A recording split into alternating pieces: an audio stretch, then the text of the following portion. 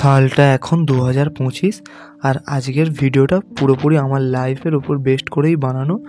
আমি একটা ছোট্টখাটো প্রাইভেট কোম্পানিতে জব করি, আর সারাদিন জব করার পর যখন সন্ধ্যেতে বাড়ি ফিরি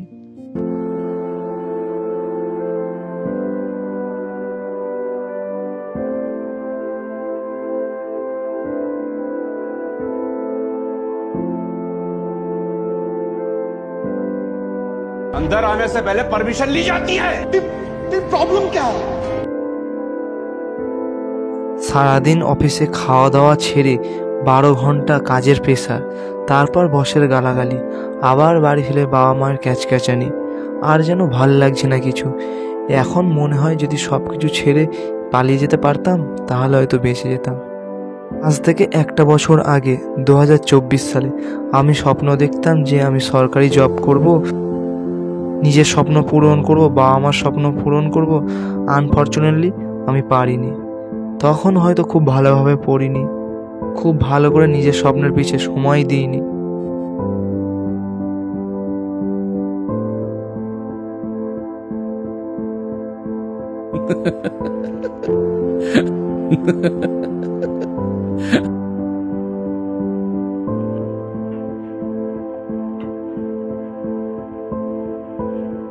হ্যালো, হ্যাঁ দেখ, তোকে একটা রিলস পাঠিয়েছি, দেখ খুব মজার না এটা?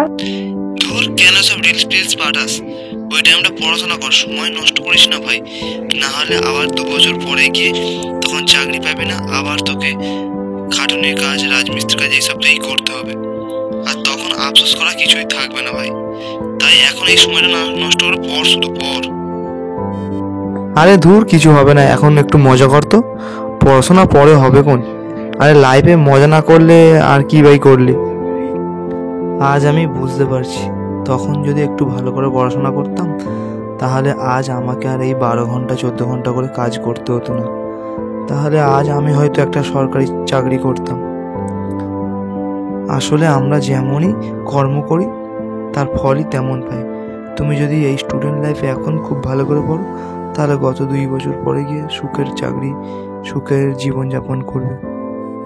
আর এই রিগ্রেট বড় খারাপ জিনিস, তোমাকে বাঁচতেও দেবে না, তোমাকে মরতেও দেবে না, তোমাকে ভিতর থেকে কুড়ে কুড়ে খাবে। সাল তো আবার বদলে যাচ্ছে, কিন্তু তুমি কি নিজেকে পরিবর্তন করতে পেরেছো বা নিজেকে পরিবর্তন করার চেষ্টা করছো? একটা কথা ভেবে বলো তো, আমরা নিজেদেরকে যতটা মিথ্যা কথা বলি, সেই মিথ্যা কথা কি আমাদের অন্য কেউ বলে? মানে আমরা নিজেদেরকে যেইভাবে ঠকাই, নিজেকে যেইভাবে নানান কথা বলে বোর্ডে রাখি, সেই রকম কি আর অন্য কেউ আমাদের সাথে করে? সাল তো নিজের নিয়মেই বদলাবে বস, কিন্তু এখন তুমি যদি তোমাকে না পরিবর্তন করো, নিজেকে না বদলাও, তাহলে তোমারও পরিস্থিতি কখনোই বদলাবে না।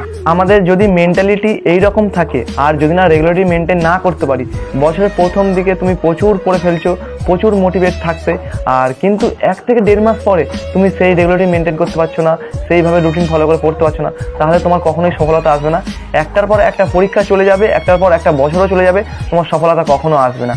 আমি মনে করি যদি তুমি মন থেকে চাও আর না খাওয়া ভুলে গিয়ে যদি শুধু কোনো একটা এক্সামকে ফোকাস করে পড়াশোনা করো, তাহলে অবশ্যই তোমার সফলতা আসবে।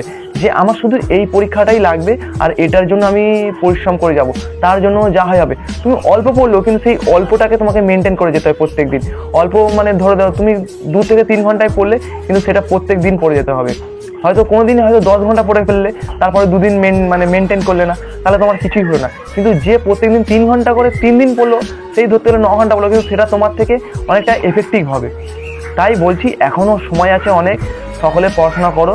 কিন্তু একটা কথা মনে করে বলো তো, এই বছরের শুরুতে অর্থাৎ 2024 সাল যখন শুরু হয়েছিল, তখন তুমি নিজেকে একটা প্রমিস করেছিলে যে এই বছরটা ভালো করে কাটাবো, একটা ভালো করে দেখাবো, অর্থাৎ আমার যত অসফলতা আছে সেইগুলোর ওপরে কাজ করব, সাকসেস পেয়েই দেখাবো।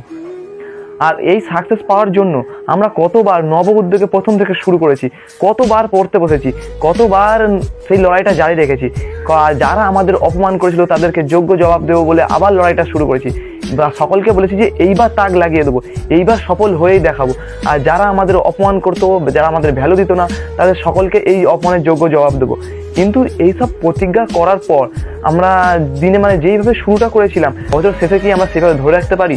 সমস্ত প্রতিজ্ঞা ভুলে, সমস্ত অপমান ভুলে আবার সেই পুরোনো রুটিনে ফিরে এসেছি, যেভাবে আবার প্রথম থেকে মানে শুরু করেছিলাম সেইভাবে ধরে রাখতে পারিনি।